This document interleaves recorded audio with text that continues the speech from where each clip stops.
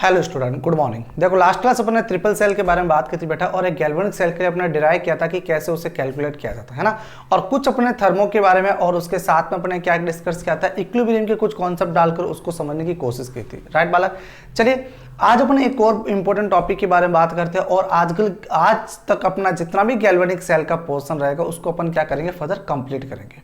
ठीक है ना। चलिए सर, अपने नेक्स्ट जो टॉपिक है उसको बनी रहेगा देखना। टू हेडिंग लगाएगा आप, two or more half cell reaction are combined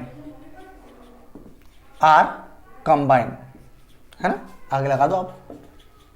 when two or more half cell reaction are combined and formed a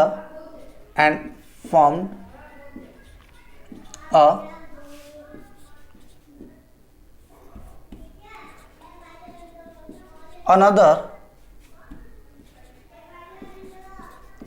half cell reaction। ये सर अपने पास एक जनरली टॉपिक है ना।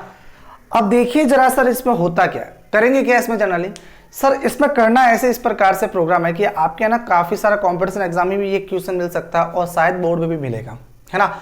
सर होता क्या एक्चुअल में इसमें कि अलग अलग टाइप से क्वेश्चन देते हैं, और अलग अलग टाइप के क्वेश्चन देने के बाद में जनरली पूछा जाता है कि सर इसका अपने पास ईएमएफ कितना निकलेगा, बराबर।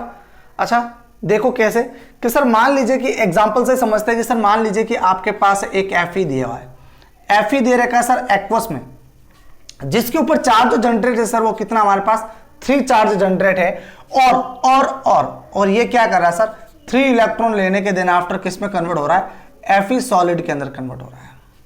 सर इसका हमारे पास जो E नॉट है वह कितना है, 1 है। बात समझ में आ रही।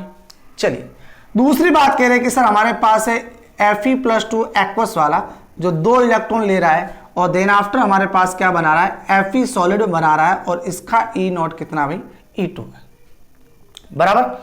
और इन दोनों को कंबाइन की और हमारे पास एक रिएक्शन आ रही है, एग्जाम में दे रखी होगी आपको एक से रिएक्शन, क्या सर हमारे पास है Fe+1 है ना। देखो थोड़ा मार्कर नहीं चल रहा है। Fe+1 1 इलेक्ट्रॉन ले रहा है और कन्वर्ट हो रहा है किसके अंदर सर, Fe सॉलिड के अंदर, ठीक है। और इसका E नोट कितना है सर, 3 है, बराबर वाला। ये कुछ प्रकार से इस प्रकार को आपको क्या किया, एक रिएक्शन दे रखी है, 3 रिएक्शन दे रखी है, और आपको पूछ लिया कि सर इसका ईएमएफ कैलकुलेट कीजिए। अब ईएमएफ कैलकुलेट कैसे करेंगे, है ना, बात तो ये है सर। अब ईएमएफ को कैलकुलेट करना तो सर ये तो आसान हो गया ना, ईएमएफ को कैलकुलेट करना तो ईएमएफ को इन दोनों का इसका फाइनली ईएमएफ निकालना है, और इनकी वैल्यू हमारे पास दे रखी है, तो सर इसका कैसे निकालेंगे, तो हम क्या करें, सब्ट्रैक्ट कर ले, है ना। सर इसको माइनस इसमें से निकाल दो, इसमें से इसको निकाल देंगे तो सर हमारे पास इसका आ जाएगा। बात तो यही होती ना, है ना। खैर कोई दिक्कत नहीं है। तो आप लोग क्या करना चाहोगे, जनरली आप करोगे कि सर यहां से हम ये E नॉट 3 जो है, इसमें से E नॉट -1 में से 2 को निकाल दो। ये हमारे पास क्या आ गया सर, एक आंसर आ गया। अगर आप ऐसे करते हो तो बिल्कुल आप क्या हो, गलत हो। ऐसे तो कभी नहीं होगा, ये तरीका बिल्कुल गलत है। क्यों भाई, यस, है ना। कुछ बच्चों को तो याद भी आ रहा होगा, सर लास्ट क्लास से आपने कहा था कि सर E नोट जो वैल्यू हमारे पास कैसी वैल्यू, इंटेंसिव वैल्यू, और E नोट इंटेंसिव वैल्यू के लिए हम कभी भी एडिशनल और सब्ट्रैक्शन फैक्टर्स को अप्लाई नहीं कर सकते। आप लोगों ने अच्छे से थर्मोडायनेमिक के अंदर पढ़ रखा है कि सर अगर हमारे पास इंटेंसिव प्रॉपर्टी आती है तो इंटेंसिव प्रॉपर्टी पर कभी भी ये रूल्स फॉलो नहीं होते, तो डायरेक्ट करना हमारे लिए क्या होगा, गलत होगा। आई एम राइट बालक। चलिए अगर डायरेक्ट लगाना गलत होगा तो बताइए फिर करे कैसे। जी सर आप क्या कर दो, डेल्टा जी लगाओ, है ना, लास्ट क्लास लगाया था हमने। तो सर अगर इसके डेल्टा जी के बारे में बात करें तो डेल्टा G1 इक्वल टू कितना होगा बताइए, -NF E सेल होगा, यही होगा बालक। अच्छा यहां पर E सेल जो है अपने पास, यहां पर डेल्टा G1 कितना हो जाएगा, डेल्टा G1 N की वैल्यू कितनी है, 3 है, तो आप लगाओ -3 मल्टीप्लाई, आगे बोलो कितना चला जाएगा सर, F का F और E सेल जो हो जाएगा वो अपने पास कितना होगा, 1 होगा। बोलो बात पहले पड़ गई है। चलो सर दूसरी बात करते हैं सर, यहां पर डेल्टा G2 जो होगा वो किसके इक्विवेलेंट हो जाएगा, माइनस का माइनस टू का टू, हाँ एफ का एफ, और ई नॉट सेल जो होगा ई टू सेल हो जाएगा। बोलो बात पहले पड़ गई। अच्छा यहां पर बात करें डेल्टा G3 के बारे में तो क्या होगा, -2 multiply F multiply E naught 3। बोलो सही है? नहीं ये सही नहीं है भाई, यहां पर कितना आएगा 1 आएगा। अच्छा ये इसलिए क्या भाई, ध्यान दे रहे थे आप, ध्यान दे रहे हो कि नहीं दे रहे हो? ठीक है, हाँ कुछ ने मन में बोला भी होगा, जिसने बोला हो थैंक यू बालक। आप ध्यान रखो कि सर ये इलेक्ट्रॉन एक्सचेंज जा रहा है, देखो 2 यहां से और 3 यहां से लेके आए, ठीक है ना। अच्छा आओ जरा, डेल्टा 3 कितना हो जाएगा, माइनस का minus 1 multiply F multiply E naught 3 is equal to कितना आएगा, बोलो जरा अब आप लोग। सर 1 तो हो गया हमारे पास कितना, -3 into F into E not 1 minus कहां से निकालेंगे बोलो जरा। हाँ अब अपन क्या करेंगे sir, generally del G3 equal to del G1 minus del G2, यही तो करना है ना। अब डेल्टा G को ही क्यों लिया, ये भी बात अपने लास्ट क्लास की, क्या कहा था कि सर एक्चुअल में हमारे पास जो ई सेल जो है वो हमारे पास कैसी है, एक इंटेंसिव प्रॉपर्टी है, बट डेल है गिव्स फ्री जो एनर्जी है वो हमारे पास कैसी है, एक एक्सटेंसिव है।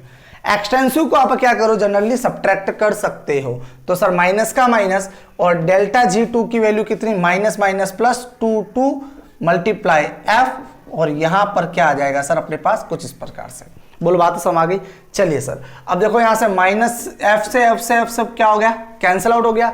बाकी बचा क्या हमारे पास सर, यहां पर minus E naught 3 equal to -3 ये वाला प्लस 2 ई नॉट ये वाला बराबर। अच्छा अब क्या करो, इसे थोड़ा सा फेर बदल कर दीजिए बालक, है ना, या फिर आप क्या करो माइनस को कॉमन ले लो। सर माइनस को कॉमन लेंगे तो माइनस हट जाएगा, तो क्या बचेगा, E naught 3 equal to E3 naught 1 माइनस 2 E3 नॉट।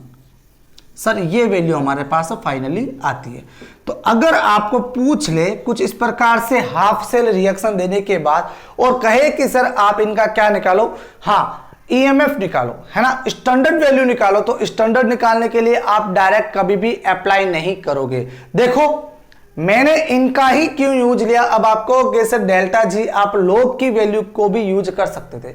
तो ध्यान दे बालक, हमने यहां पर स्टैंडर्ड वैल्यू की बात की है, मैंने यहां पर सिर्फ और सिर्फ पोटेंशियल की बात नहीं की है। जब मानक की बात करते हैं तो जनरली आप इनको अप्लाई करो, और अगर अगर अगर आपको सिंपल सा ई सेल पूछ लिया तो आप जनरली क्या करो, हाँ लोग वाली वैल्यू को भी वैल्यू कर सकते हो, है ना। ये तो सिर्फ अपना आसान प्रोसेस रहा। हाँ जब कुछ भी नहीं दे रखा हो तो सर लोग वाली वैल्यू को लेते हैं, जब हमारे पास क्या दे रखा हो, जनरली कंसंट्रेशन दे रखा हो। लेकिन हमें तो यहां पर क्या दे रखी है सर, वैल्यू दे रखी होगी। जब वैल्यू दे रखी होगी तो हम डायरेक्टली इसी को यूज करेंगे, डेल्टा G वाले को। बोलो बात समझ आ गई ना, है ना। तो सर आप कॉन्सेप्ट मतलब क्वेश्चन की नजाकत को देखकर आपको पता होना चाहिए कि सर कौन सा फॉर्मूला अप्लाई करेंगे, है ना। क्योंकि सर टाइप्स ऑफ अपने फॉर्मूले बहुत सारे हैं, और फॉर्मूले बहुत सारे में से क्या करना है, एक फॉर्मूले को उठाकर आपको क्या करना है सर, उसको सोल्यूशन करना है ना। तो सर सोल्यूशन करने के लिए जनरली आपको क्वेश्चन की नजाकत पता करनी पड़ेगी, जनरली वो कहां से क्या पूछ रहा है, ठीक है बालक।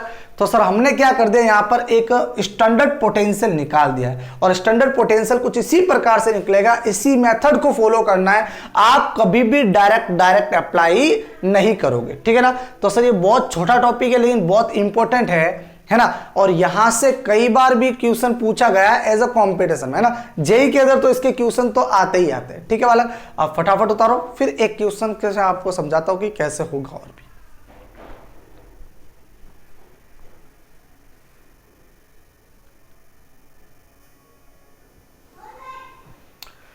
हो गया, चलिए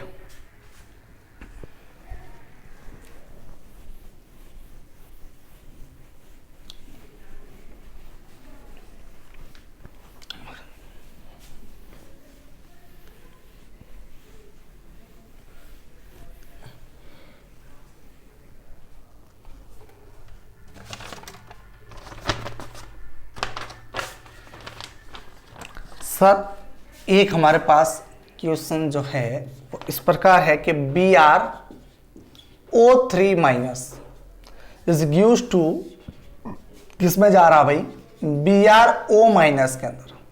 यहां पर इसका वोल्टेज दे रखा 0.54 वोल्ट, ठीक है।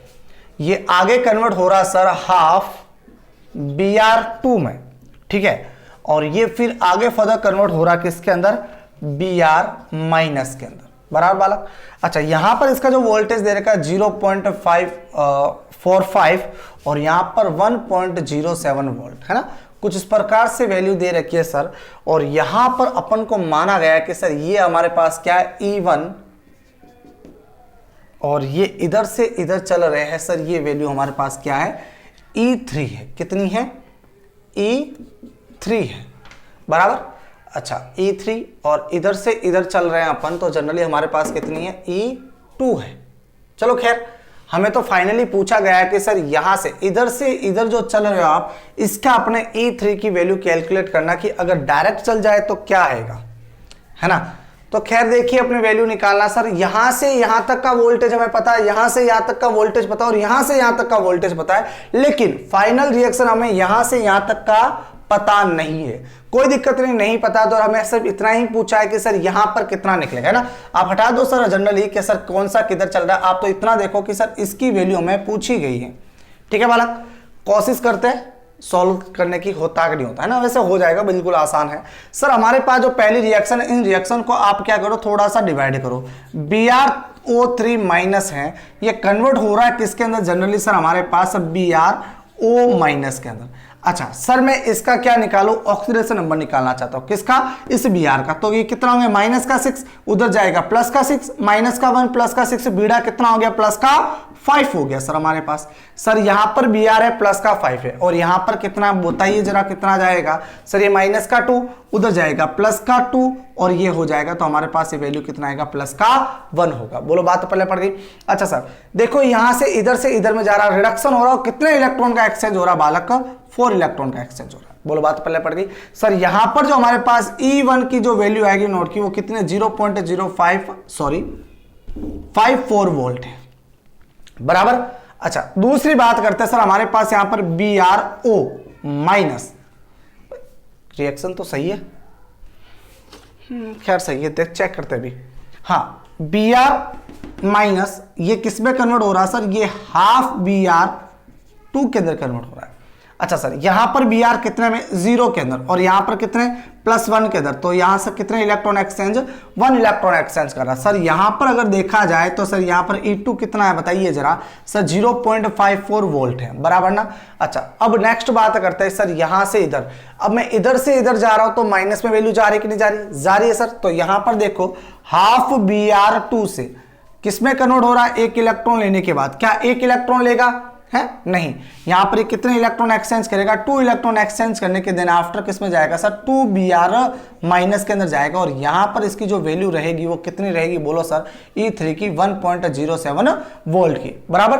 अच्छा, हमें देखना है सर फाइनली किसके लिए सर, इसके लिए, कंप्लीटली इसके लिए देखना है, तो इलेक्ट्रॉन एक्सचेंज कितना जा रहा है, बराबर। अच्छा, तो इलेक्ट्रॉन एक्सचेंज देखेंगे तो सर यहां पर अपने पास क्या आएगा, BrO3 माइनस, ये किस में जा रहा है, Br माइनस के अंदर जा रहा है, बराबर। अच्छा, यहां पर ये कितना, प्लस का 5, और यहां पर ये कितना, माइनस का 1। अच्छा, प्लस का 5 और माइनस का 1, कितने इलेक्ट्रॉन एक्सचेंज कर पाएगा, कितने इलेक्ट्रॉन लेगा कि सर ये -1 के अंदर कन्वर्ट हो जाएगा। तो सर पहली बात सर, ये 5 इलेक्ट्रॉन लेगा तब तक तो 0 तक आएगा, है ना, 5 इलेक्ट्रॉन लेने के आफ्टर 0 तक आएगा, और -1 में गया मतलब ये कितने इलेक्ट्रॉन लेना चाहेगा सर, 6 इलेक्ट्रॉन का एक्सचेंज करेगा। बात पहले पड़ गई, और यहां पर अपने पास जो वैल्यू आएगी सर, वो E4 की वैल्यू अपने को फाइंड करनी है, ठीक है। अच्छा, बात पहले पड़ रही है कि नहीं पड़ रही। अब आप कहोगे कि सर यहां पर ये ऐसा मैटर क्यों है, सही बात है सर, हमने हाफ लगा दिया तो यहां से 1 हटा दो, 1 इलेक्ट्रॉन रहने दो, है ना, गड़बड़ हो जाएगा वरना। अब देखो टोटल इलेक्ट्रॉन 4 और 1 5 और 1 1 6, तो टोटल इलेक्ट्रॉन 6 का एक्सचेंज हो गया। चलो सर, इतना कर दिया, कोई दिक्कत नहीं। अब सर यहां पर हमें पता होना चाहिए किसके लिए, डेल जी की वैल्यू, है ना। तो सर आप क्या करो, डेल्टा G1 की वैल्यू हमारे पास कितनी आएगी, बोलिए जरा सर, कितने इलेक्ट्रॉन एक्सचेंज कर रहा है, 4 इलेक्ट्रॉन, तो 4 × F, और यहां पर क्या आएगा सर, E01 आएगा। बोलो, बात समझ आ गई बालक। चलो E1 लिख लो, यहां पर नोट की बताया नहीं है क्या है क्या नहीं है, ठीक है ना। चलो सर नेक्स्ट बात करते हैं, डेल्टा G2 इक्वल टू कितना हो जाएगा, डेल्टा G2 इक्वल टू कितना है, डेल्टा G2, तो माइनस का 1 मल्टीप्लाई एफ का एफ मल्टीप्लाई E2 बराबर। अच्छा यहां पर वैल्यू रखते रहो आप, तो 0.54 और यहां पर वैल्यू कितनी है 0.45। तीसरी delta G3 equal to minus का 1 मल्टीप्लाई कितना जाएगा एफ का एफ मल्टीप्लाई और यहां पर 1.07 वोल्ट के आसपास बराबर। और G4 हमारे पास कितना होगा, G4 कितना जाएगा माइनस का 6 मल्टीप्लाई एफ का एफ मल्टीप्लाई और यहां पर हमें इसकी तो वैल्यू निकालनी है बालक, है ना। तो सर कर लो, सबको सब्ट्रैक्ट करना एक दूसरे में तो कर दीजिए ना, क्या दिक्कत है, कोई नहीं, सबको माइनस कर दो, फाइनली हमारे पास वैल्यू निकलने ही वाली है। ठीक है बालक। तो सर अपन यहां पर बात करेंगे तो क्या कहेंगे, delta G4 equal to delta G1 minus delta G2 minus delta G3, ये फॉर्मूला आप माइनस को ही फॉलो करो बस, ठीक है ना। तो सर हमारे पास क्या वैल्यू आ जाएगी, बोलो माइनस का 6 multiply F multiply E4 equal to कितना जाएगा माइनस 4F 0.54 माइनस और माइनस प्लस हो गया, चलो प्लस 1 मल्टीप्लाई एफ मल्टीप्लाई 0.4 और प्लस वापस कितना जाएगा, हाँ 1 मल्टीप्लाई एफ मल्टीप्लाई 1.07। बोलो बात समझ आ रही है ना। अब सर एफ से एफ तो हमारे पास पूरा क्या हो गया, कैंसिल आउट हो गया, एफ से एफ तो पूरा का पूरा कैंसिल हो गया सर, है ना। बचने वाला क्या हमारे पास माइनस का 6E4 equal to minus 4 multiply 0.4 ये इतना प्लस 0.545 प्लस 1.07। ठीक है बालक। अच्छा अब इसको क्या कर दो सर, कैलकुलेट कर दो, हमारे पास आंसर आने वाला है। ठीक है भाई। अच्छा माइनस को कॉमन कीजिए जरा, माइनस को कॉमन करेंगे तो माइनस से तो माइनस कैंसिल हो गया, है ना, और माइनस से माइनस कैंसिल हो गया, इतना कर दिया आपने। रिएक्शन तो लिख ली होगी आप लोगों ने, हटा देते हैं चलो। माइनस को कॉमन ले जाओ और माइनस को माइनस कैंसिल कर दो, तो E62 equal to 4 multiply 0.54 minus 0.54 minus 1.07। Sir इतनी वैल्यू आ रही है हमारे पास। अब आप इतना क्या कर लो, कैलकुलेशन कर लेना और आपके पास फाइनली आंसर आ जाएगा। ठीक है। अब मैथ्स का पोर्शन बच गया भाई, बाकी अपन ने कर लिया। ठीक है बालक। देखो कुछ इस प्रकार से प्रश्न अरेंज होते हैं, है ना, क्वेश्चन अरेंज किए जाते हैं। बस आपको बिल्कुल बहुत ही आसान क्वेश्चन, बस आपको थोड़ा से कॉन्सेप्ट को याद रखना पड़ेगा कि सर इंटेंसिव प्रॉपर्टी है या एक्सटेंसिव प्रॉपर्टी, है ना। इंटेंसिव और एक्सटेंसिव को देखकर ही काम करना, अदरवाइज आपके क्वेश्चन तो रॉन्ग ही हो जाएंगे वरना। ठीक है बालक, फटाफट उतारो, फिर अपन नेक्स्ट टॉपिक की तरफ बढ़ते हैं आगे।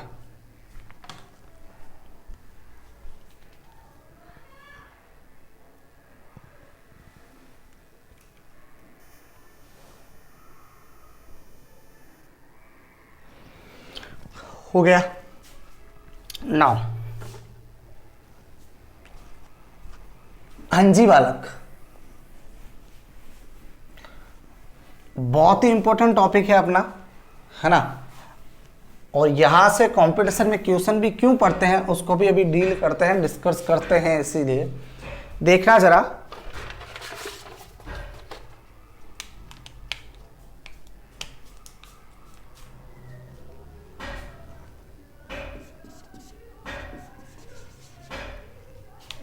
तो इंक भी मार्कर भी अच्छे से काम नहीं कर रहे। अरे यार,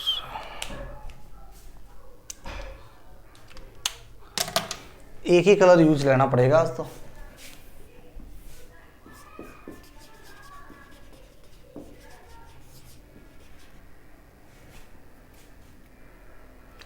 thermodynamic of galvanic cell, thermodynamic of galvanic cell. अब थर्मोडायनेमिक का गैल्वेनिक सेल क्या कहता है ना, देखो जरा।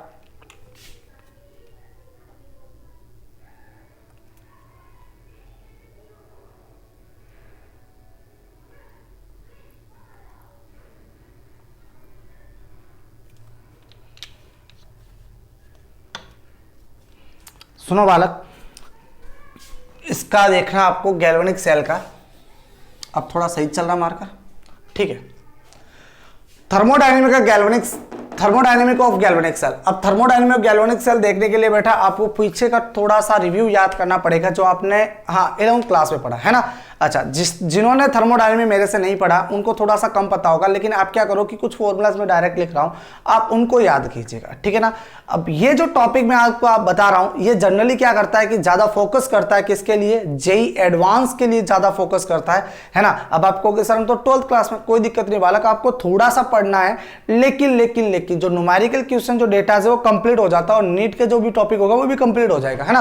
तो सर 5 मिनट का टॉपिक है और 5 मिनट के टॉपिक में आपकी सारी की सारी जितने भी होगी, है ना, वो सब कुछ कंप्लीट हो जाएगा। अब देखिएगा सर हो क्या, सर हम जानते हैं कि हमारे पास सर डेल्टा जी, है ना, एक डेल्टा जी का फॉर्मूला था, delta G equal to del H minus क्या था सर, एच डेल्टा टी। ये कुछ इस प्रकार से फॉर्मूला था, है ना सर। ये भी पूरा का पूरा कंबाइन ही था हमारे पास, डेल्टा एस डी टी या टी, है ना, कुछ इस प्रकार से फॉर्मूला। क्योंकि यहां पर हम ध्यान रखना कि कभी भी अपने यहां पर जो डेल्टा यूज कर रहे हैं, चाहे अगर हम बात करें गिब्स फ्री एनर्जी के बारे में, चाहे एंट्रोपी के बारे में और चाहे एंथैल्पी के बारे में, ये कभी भी सिंगल वर्ड में बात नहीं की जाती है। जनरली अपन क्या बोलते हैं, ये हमेशा क्या होता है, change in Gibbs free energy, change in enthalpy और चेंज इन एंट्रोपी के वर्ड में बात की जाती है, ठीक है ना वाला। अच्छा, अब मैं डायरेक्टली फॉर्मूला लिख रहा हूं, इसको तो हटा रहा हूं क्योंकि आप लोगों ने इसको पहले पढ़ चुके हो बहुत अच्छे से जब आपने थर्मोडायनेमिक पढ़ा था, बराबर ना। अच्छा, आइए जरा सर, हमारे पास एक फॉर्मूला है, कौन सा, del G equal to V dp minus S D T. ये कुछ इस प्रकार से फॉर्मूला। अब देखो, जिसको नहीं पता हो मैं वापस बोल दूं बालक कि आप लोग क्या करो, जनरली इसको उसी मैंने जैसे बताया वैसे याद कर लेना, है ना। और जिनको पता हो तो वो तो बहुत ही अच्छी बात है, ठीक है ना। अच्छा देखिए सर, एक थर्मोडायनेमिक में कुछ इस प्रकार से एक फॉर्मूला हम अरेंज करते हैं, ठीक है ना। अब आइए जरा कि सर इसकी क्या बात हो रही है। अगर मैं बात करूं यहां पर डेल्टा जी के बारे में और डेल्टा जी और इनके बारे में, तो देखो ये हमारे पास वॉल्यूम रहा और ये हमारे पास क्या रहा, प्रेशर रहा। तो सर हमारे पास एक बताइए जरा, गैल्वेनिक सेल के अंदर क्या प्रेशर और वॉल्यूम की बात की जाती है? सर कभी भी प्रेशर और वॉल्यूम को कंसिडर नहीं किया जाता, वहां पर कंसंट्रेशन को कंसिडर किया जाता है, बराबर। और मैंने कहा भी था कि अगर वॉल्यूम और प्रेशर को कंसीडर किया जाता तो हमारे पास यहां पर ई सेल की जो वैल्यू है वो इंटेंसिव की जगह एक्सटेंसिव प्रॉपर्टी होती बेटा, है ना। तो सर हमारे पास ये वैल्यू क्या हो गई, 0। तो सर हम जानते हैं कि वी डीपी हमारे पास कितना है, 0 है। अगर वी डीपी 0 तो बोलिए जरा क्या आएगा, delta G equal to minus S D T. अच्छा, डी आएगा ना, ये इतना होगा बालक। अच्छा, अब देखिए जरा कि मैंने आपको पहले ही कहा है कि कभी भी जो गिब्स फ्री एनर्जी की बात की जाती है, गिब्स फ्री एनर्जी हमेशा किसके लिए किसके लिए निकाली जाती है, यस, किसके लिए, एक रिएक्टेंट से प्रोडक्ट बनने पर, और उन दोनों में चेंज कितना आया उसी को निकाला जाता है, बराबर ना। तो सर हम बात करेंगे, तो सर मान लीजिए कि ए से बी की तरफ अगर जा रहा है तो सर यहां पर सिंगल वर्ड जी को कभी टर्म यूज नहीं किया जाता, बराबर ना। तो जब जी के टर्म में यूज नहीं करते तो अपन क्या करते हैं सर, इसको क्या करते हैं, डेल जी लिखा जाता है, डेल्टा जी। क्यों लिखा कि सर यहां से रिएक्टेंट से प्रोडक्ट बन रहा है और रिएक्टेंट से प्रोडक्ट बना मतलब इनमें चेंज कितना आया है, ठीक है बालक। अच्छा, अब देखो क्या बोल रहे हैं आगे, है ना। मैं क्या करूंगा सर, यहां पर जो डेल डीजी है इसको मैं रिप्लेस कर दूंगा किससे, मैं इसको इस प्रकार लिखूंगा, किस प्रकार, डी डेल आर जी, और एक मैं एस को लिखूंगा कुछ इस प्रकार से, एस ऐसे लिखा जाएगा, कैसे, डेल्टा आर एस। अच्छा, अब आप कहोगे सर ऐसा क्यों लिखा, है ना। तो सर ऐसे लिखने के पीछे भी कुछ बात है ना, कुछ बहुत बड़ी बात तो नहीं कह सकते लेकिन हाँ कुछ इंपॉर्टेंट बात है। क्या है सर, अभी मैंने कहा था कि यहां पर जो रिएक्शन, जो ये आर जो है बेटा रिएक्शन को शो करवा रहा है, मतलब हाँ क्या है सर, यहां पर हमें जो डेल्टा जी ले रहे हैं वो change in gives free energy of reaction, और यहां पर change in entropy of reaction, इसीलिए अपन इस टर्म का यूज कर रहे हैं, ठीक है ना, ताकि आपको कंफ्यूजन ना हो। तो सर लिखना स्टार्ट कीजिए। सर यहां पर लिखेंगे तो बोलो क्या जाएगा हमारे पास, D del R G equal to minus का minus delta R S D T आएगा कि नहीं आएगा, अरे बोलो, आएगा ना। अच्छा, अब अपन को क्या करना है सर, यहां पर वैल्यू निकालनी किसकी मुझे, हाँ एंट्रोपी निकालना। तो एंट्रोपी निकालेंगे तो बताइए जरा एंट्रोपी क्या हो जाएगा sir, entropy equal to S equal to minus D delta R G divided by D T होता है, बराबर। और हम जानते हैं फॉर गैल्वेनिक सेल, हम जानते हैं क्या कहेंगे, हम जानते हैं वी नाउ डेट हम जानते हैं कि सर यहां पर डेल जी जो होता है वो किसके इक्वल होता है, वो minus N F E cell के इक्वलेंट आता है। अरे बोलो, अरे आता कि नहीं आता बालक, आता है ना। अच्छा सर, हमारे पास क्या वैल्यू आती है sir, delta G equal to minus N F E cell की वैल्यू आती है। अगर हमारे पास देखो ये वैल्यू तो आती है, अब इनको क्या करो जनरली पूरा का पूरा इस पे रख दो, तो क्या आएगा हमारे पास, delta S R equal to minus minus plus, और यहां पर डेल, और यहां पर क्या आएगा ई सेल डिवाइडेड बाय, और यहां पर dt। अब आप कहोगे कि सर हमारे पास यहां पर n और f इनकी वैल्यू को आपने क्यों गायब कर दिया। देखो सर, ये हमारे पास जो चल रहा है ये थर्मोडायनेमिक का प्रोसेस है, और थर्मोडायनेमिक एक्चुअल में कहता है कि अगर हमने यहां पर dVpp को क्या कर दिया है, कांस्टेंट कर दिया है, जीरो मान लिया है। इसका मतलब ये रहा कि सर अगर मैंने dVpp को कांस्टेंट माना है, मतलब जीरो माना है, तो यहां पर क्या हुआ सर, ये हमने माना 8 कांस्टेंट वॉल्यूम एंड प्रेशर की बात की है, बराबर ना। डेट इज यहां पर इसकी बात कर रहे हैं, मतलब ये रहा बेटा कि यहां पर हम क्या करें, कंसंट्रेशन की बात कर रहे हैं ना। जब कंसंट्रेशन की बात करेंगे जनरली, तो सर हम यहां पर क्या करेंगे, n और f इनको क्या कर लेंगे, कांस्टेंट। अगर नहीं भी रखोगे तब भी कोई दिक्कत वाली बात नहीं है ना। लेकिन ज्यादा फॉर्मूला आपका ये यूज आएगा। हम फिर भी आपका कहना आपकी सुविधा के लिए इसको लिख लेते हैं, चलो NFE सेल होता है ना। चलो सर, ये हमारे पास एक फॉर्मूला जनरेट हो गया, ठीक है ना। अब कुछ बातें हैं इंपॉर्टेंट कि सर ये जो हमारे पास जो टर्म निकला है, इसको जनरली बोलते हैं, देखो यहां पर T है और यहां पर E सेल है, इसको जनरली बोला जाता है क्या, हाँ टाइम कोफिशिएंट है। ये क्या है, टाइम कोफिशिएंट कहा जाता है, टाइम कोफिशिएंट। और ये टाइम कोफिशिएंट किसके लिए, सिर्फ और सिर्फ ईएमएफ निकालने के लिए, इस बात का ध्यान रखिएगा। अब मैं बात करते हैं जनरली कि सर अगर डी NF ई सेल की वैल्यू डिवाइडेड बाय dt ये अगर जीरो से ज्यादा आ जाए क्या होगा, या फिर अगर कह दूं कि sir D NF E cell divided by dt की वैल्यू क्या हो जाए, जीरो से कम हो जाए, कब होगा। अब देखो कब होगा, ऐसी बात है। अगर ऐसा कहा जाता है तो आप देखो आप कैसे सोल्व करोगे, सर अपन कह दो कि dt की वैल्यू को बढ़ा दो। अगर dt की वैल्यू को इंक्रीज करेंगे, dt की वैल्यू इंक्रीज मतलब ये भी हमारे पास क्या होगा, ईएमएफ भी इंक्रीज होगा। मतलब टाइम के साथ अगर टाइम बढ़ रहा है तो सर ईएमएफ भी क्या करेगा, इंक्रीज करेगा। और अगर dt घट रहा है और ईएमएफ भी घट रहा है, तब भी हमारे पास क्या वैल्यू आएगी सर, पॉजिटिव वैल्यू आने वाली है ना। सर ये घट रहा है और ये भी घट रहा है तब भी पॉजिटिव, और ये बढ़ रहा है और ये बढ़ रहा है तब भी क्या होगा, पॉजिटिव होगा, है ना। तो सर हम क्या कहेंगे कि sir dt is increase, time in increase temperature, है ना, टाइम नहीं सॉरी टेम्परेचर है, सॉरी देखो गड़बड़ चल रहा है, temperature coefficient, temperature is increase. अगर टेम्परेचर बढ़ रहा है तो टेम्परेचर के रेस्पेक्ट में हम कह सकते हैं क्या sir, EMF of cell will be increase, ये सर बढ़ेगा। बोलो बात समझ गया। या फिर वाइस वर्सा, आप क्या कहोगे, टेम्परेचर इज डिक्रीज, तब हमारे पास ईएमएफ ऑफ सेल वो भी क्या रहेगा सर, डिक्रीज रहेगा। लेकिन अगर माइनस में वैल्यू आएगी तो कहोगे सर टेम्परेचर बढ़ रहा है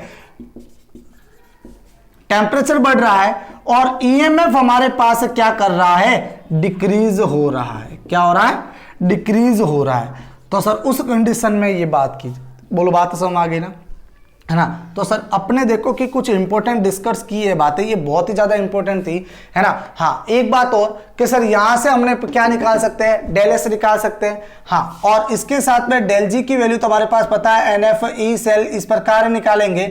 लेकिन अगर एंट्रोपी निकालना तो क्या निकालेंगे, delta G equal to del H minus del S T, ये कुछ इस प्रकार से फॉर्मूला रहेगा बालक, ठीक है ना। तो सर देखो फॉर्मूला हमारे पास अरेंज है, आप लोग है ना यहाँ से एस की वैल्यू एंट्रोपी निकालेगी, अगर एंथैल्पी निकालना हो तो इस वाले फॉर्मूला का यूज करोगे, है ना।